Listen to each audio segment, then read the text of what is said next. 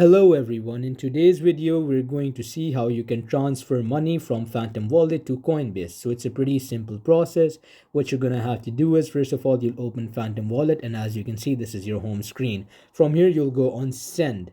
When you press on send, you'll choose one of the tokens, and you need to make sure that the token you choose on Phantom Wallet and Coinbase are the same, since any difference or any error can result in the transaction failing. Let's for example use Solana.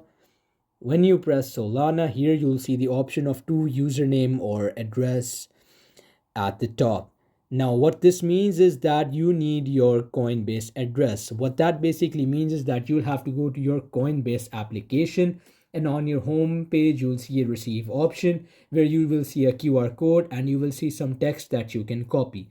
It will be similar to your Phantom Wallet home screen. As you can see right there, this is a receive option. This receive option will be on Coinbase as well. And here you'll just choose, for example, the same token. And when you open it, you can get a copy option, you can get a QR code option, but you can just copy that text. And then simply when you copy that text from Coinbase, you will come back to Phantom Wallet.